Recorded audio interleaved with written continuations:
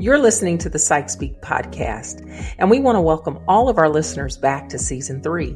We took a little hiatus to launch PsychSpeak Media Productions and our new podcast network, and we do truly hope that you check out all of our new and upcoming shows. But guess what? I have truly missed sharing insight and perspective from the clinical side of the couch. So we're back and ready to kick off this season with our own version of Clinical Rotations. That's where we select a trending show that echoes deep mental health themes that everyday people experience in their lives. As mental health clinicians, we share from a unique viewpoint how we would offer support to our fictional clients and highlight themes that may be goals for treatment and intervention. Maid chronicles a single mother's fight for independence following a desperate escape from an emotionally abusive relationship. She turns to housekeeping to barely make ends meet. This Netflix miniseries tackles themes of homelessness, domestic violence, poverty, mental illness, addiction, family relationships, and a broken bureaucratic system. I'm Shahidrah, and joining me on this PsychRotations journey is my co-host, Mandalin Wright. Let's get right into the show. So Mandalin, before we jump into talking about this amazing show, Maid, I do want to introduce our listeners to you. Can you share a little bit about who you are and what you do? Yeah, absolutely. So my name is Mandalin Wright.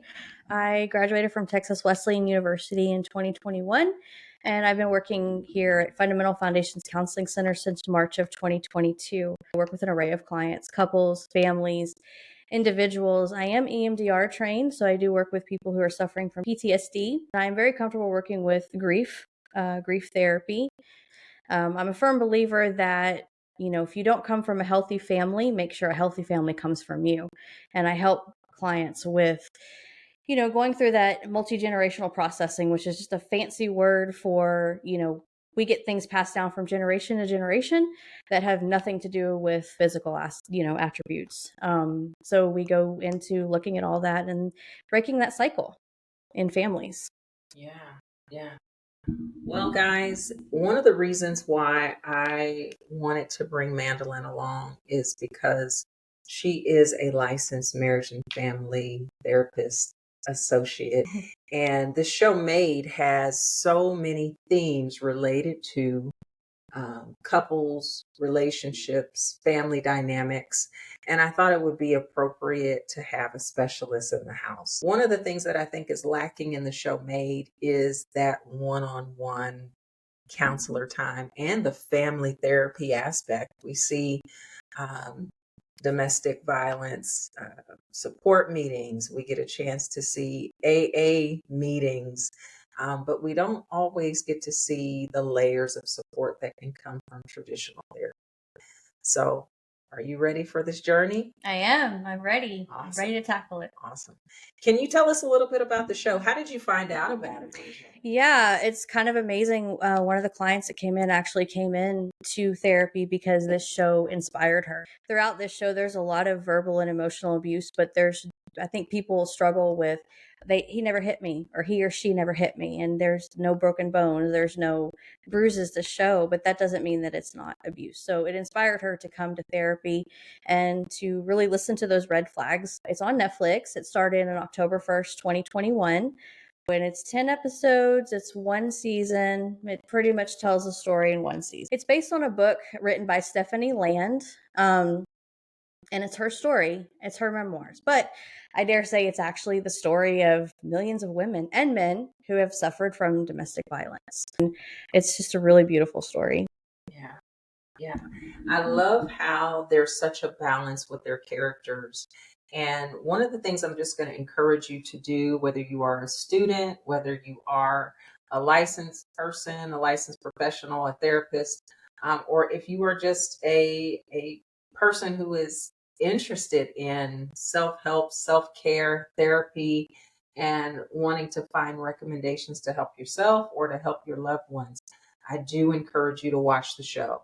However, there are some trigger warnings we do need to give you ahead of time. This is a Netflix limited original series. Again, it's called Maid, Maid, not Made, but it's called Maid, and it's based on her work role throughout the show. But it portrays the cycles of domestic violence and contains graphic representation and references to many potential triggering topics.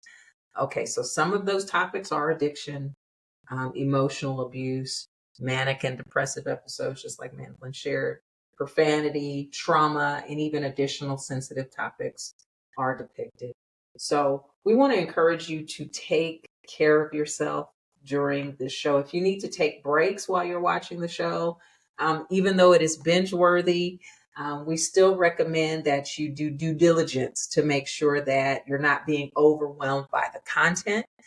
As you are watching these characters walk through their life on screen, that you are monitoring your own self-care and well-being.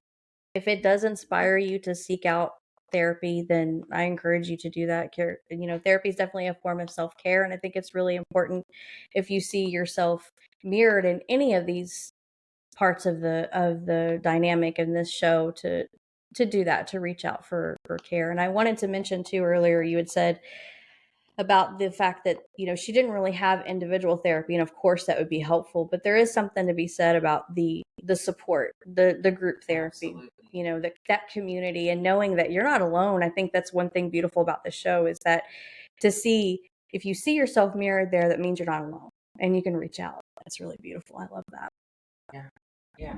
So we don't want to downplay that support is depicted, right? And I like to say that there are seasons for different types of support. So for her, it was really critical for her to have peers who could speak to being a little bit further down on the journey and to encourage her heart to keep going and to not give up. Especially since she had zero support. Right. So what are some of the themes that you're looking forward to talking about on this round of PsychRotations? Definitely there's some things that really stick out in my mind. And one of those is that emotional abuse is abuse. And I don't think people realize that.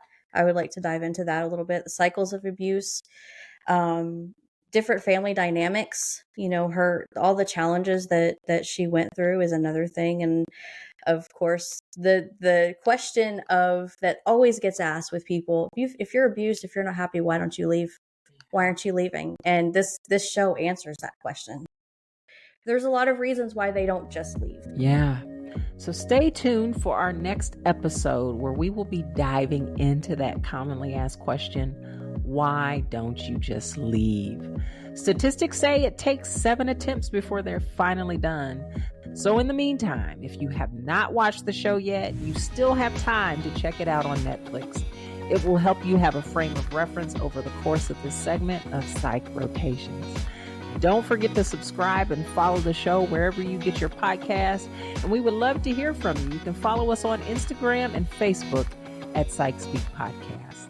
Thanks for listening.